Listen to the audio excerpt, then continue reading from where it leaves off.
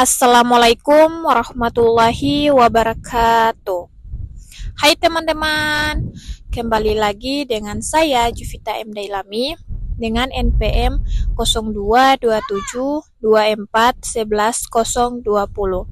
Saya dari Universitas Sairun Ternate, Fakultas Ekonomi dan Bisnis, Program Studi Akuntansi.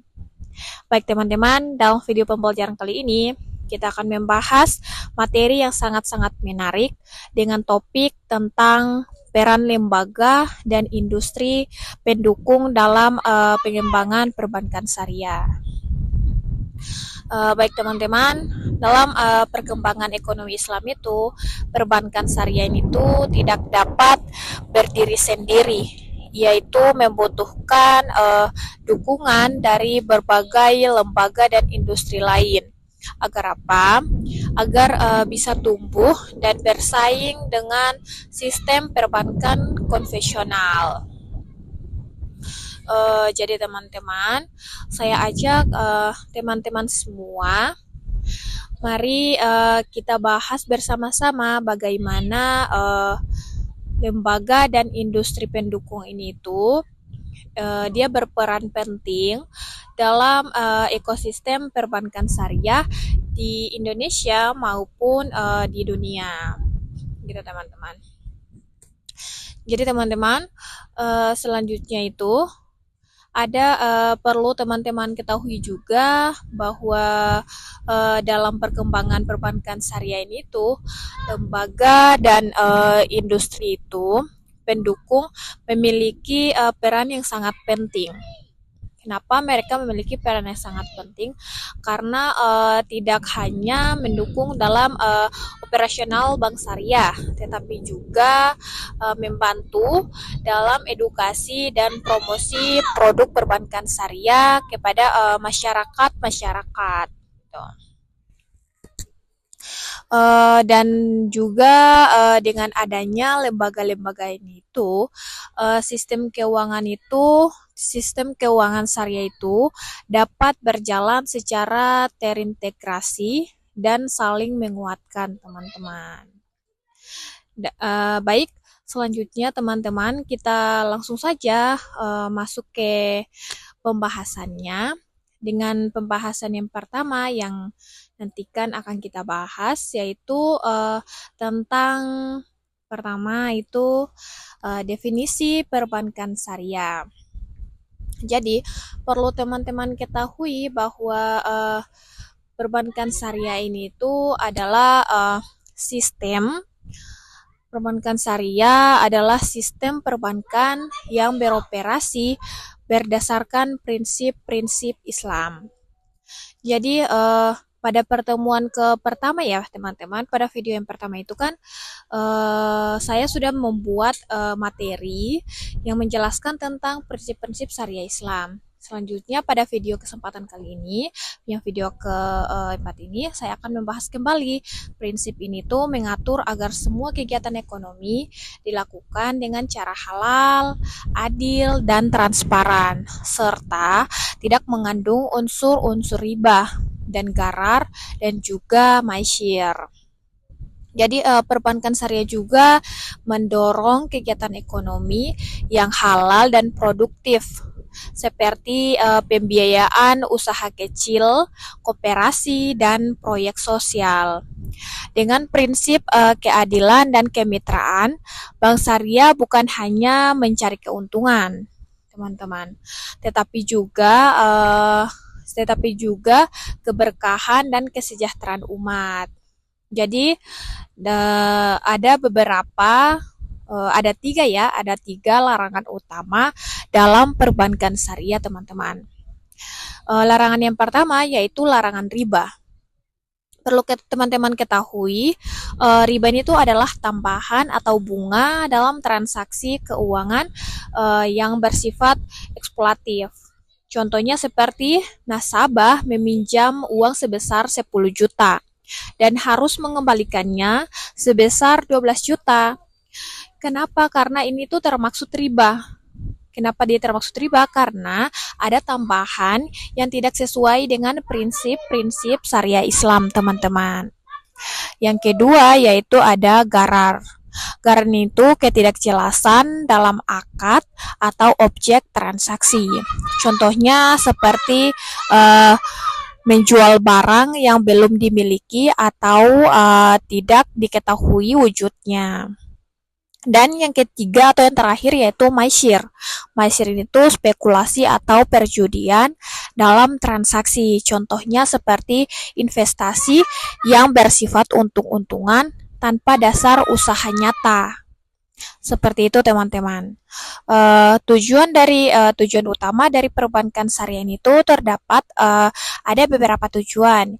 Yang pertama itu mewujudkan sistem ekonomi yang adil. Dan yang kedua yaitu menghindari eksploitasi dalam transaksi.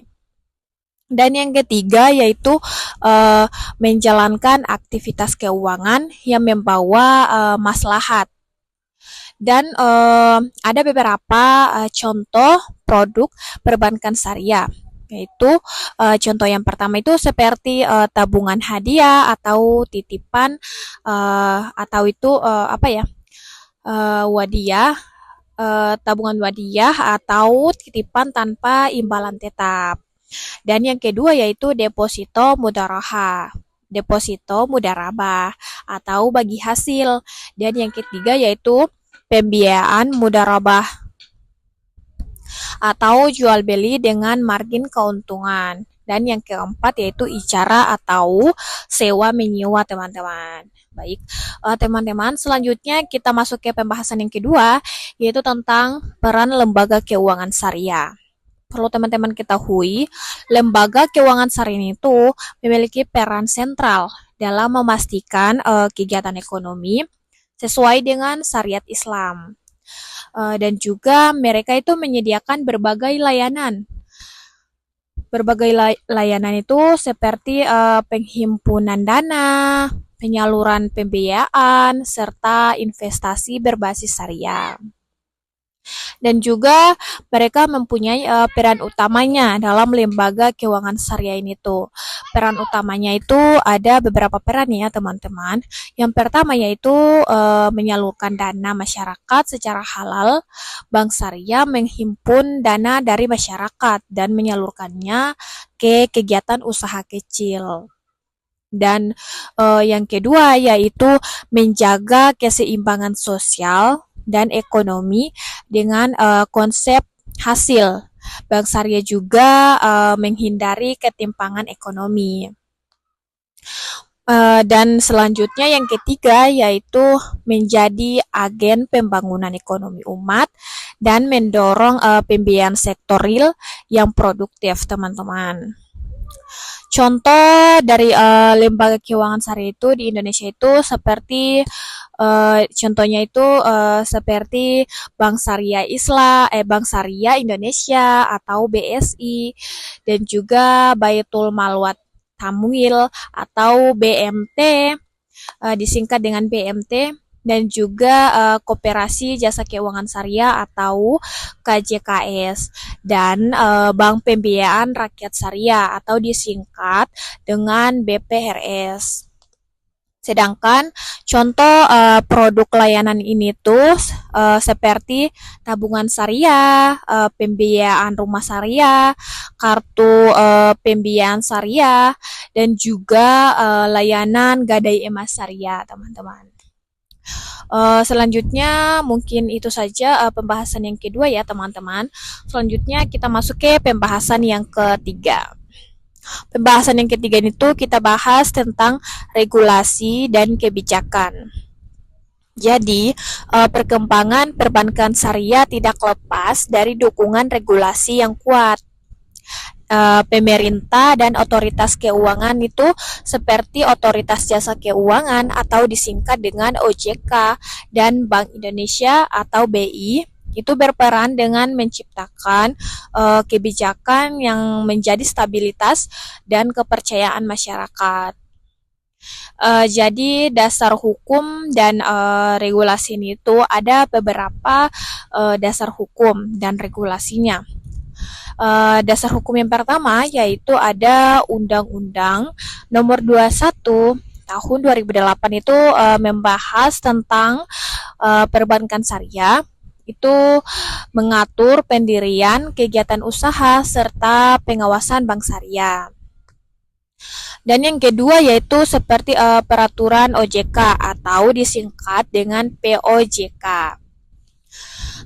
Ini tuh tentang produk dan jasa syariah ya. Dan yang ketiga yaitu Fatwa Dewan Syariah Nasional atau disingkat dengan DSN MUI.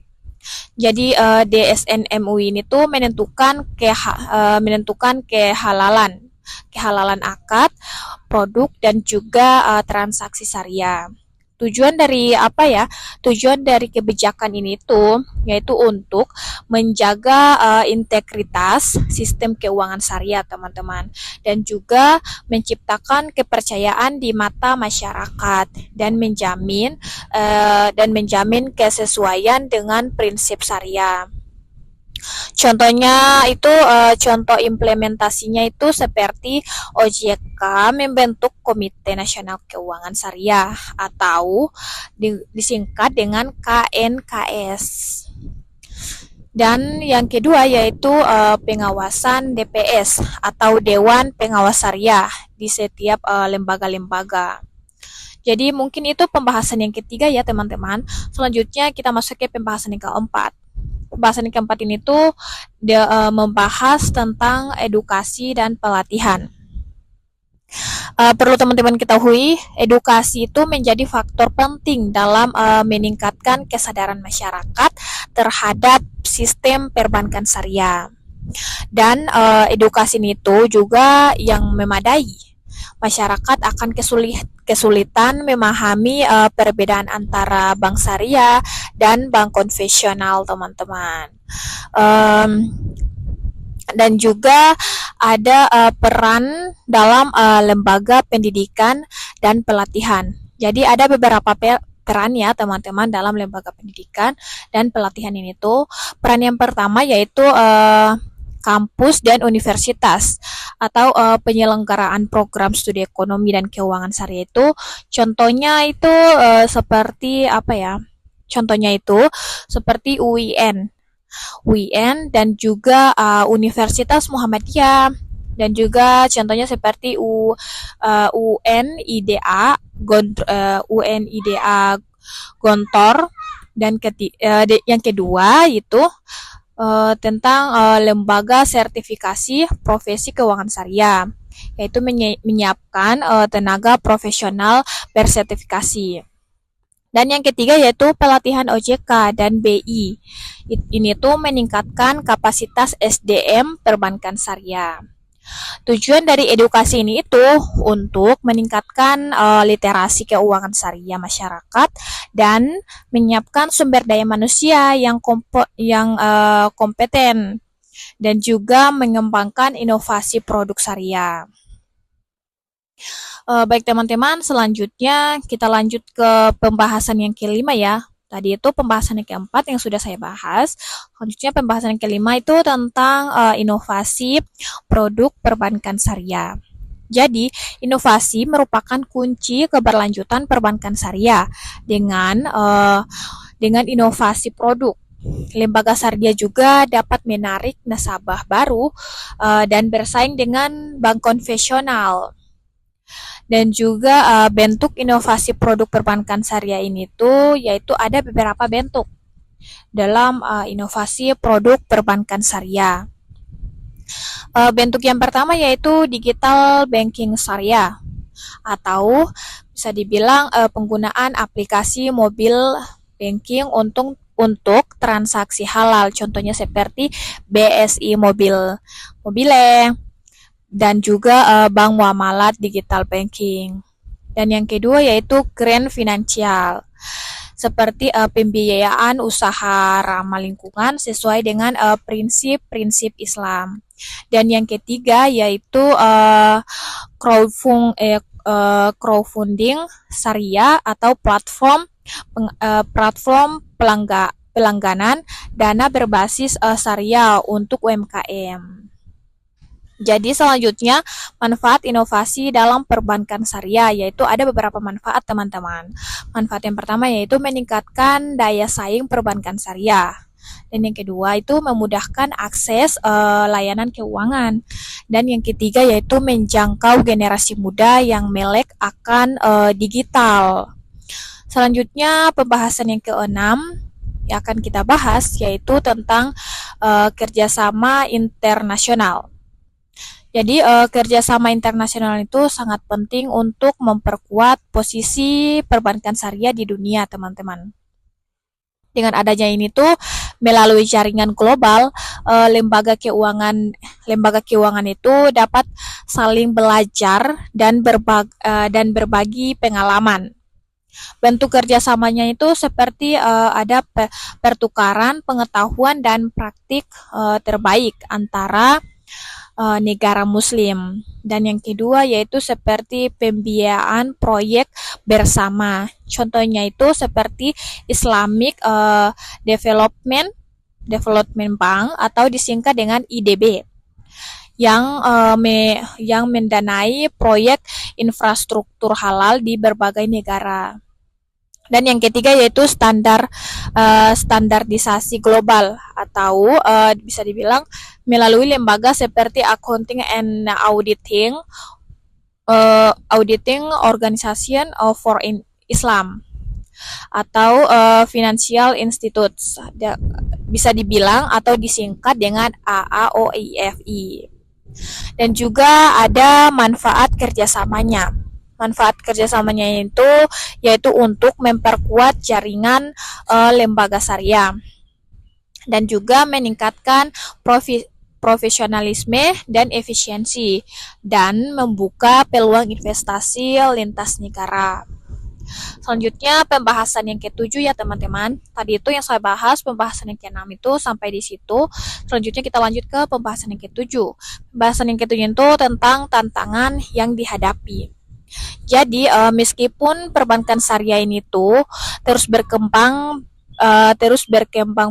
perbankan syariah itu masih menghadapi beberapa tantangan yang begitu serius.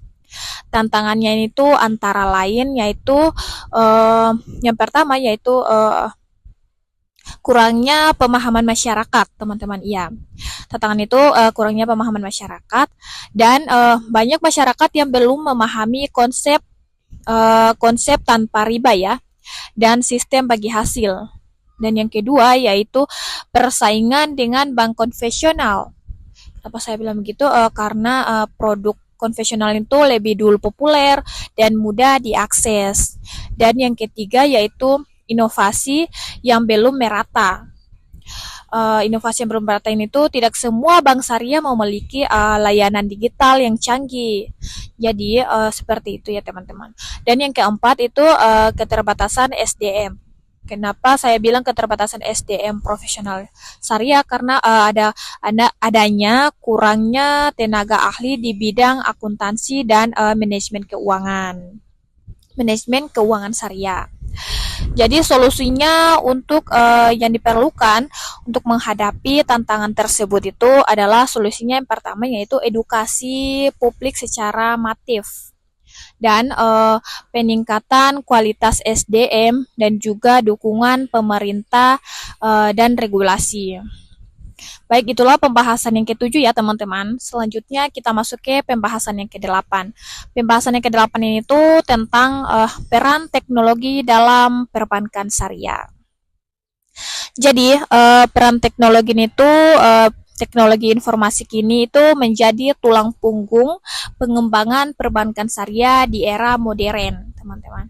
Dengan kemajuan fintech ini tuh layanan keuangan syariah menjadi lebih cepat, mudah dan juga efisiensi. Peran utamanya dalam teknologi ini tuh yaitu perannya untuk meningkatkan efisiensi operasional atau otomatisasi transaksi dan layanan nasabah.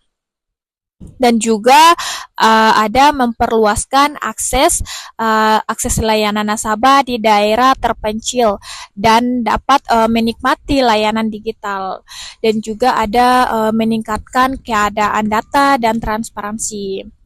Jadi ini tuh memerlukan sistem digital yang yang memungkinkan audit dan pengawasan yang lebih baik, teman-teman.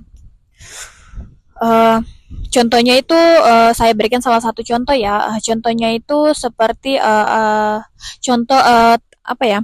Contoh teknologi di bank syariah itu seperti yang pertama yaitu seperti aplikasi BSI Mobilink, dan yang kedua yaitu seperti apa ya, e-wallet syariah seperti Link Aja Syariah, dan yang ketiga yaitu seperti platform Chrome Zakat dan Wakaf Online. Manfaat fintech syariah ini tuh untuk menjangkau masyarakat unbangket dan menggerakkan ekonomi halal digital, dan juga mendorong pertumbuhan industri keuangan Islam. Gitu teman-teman.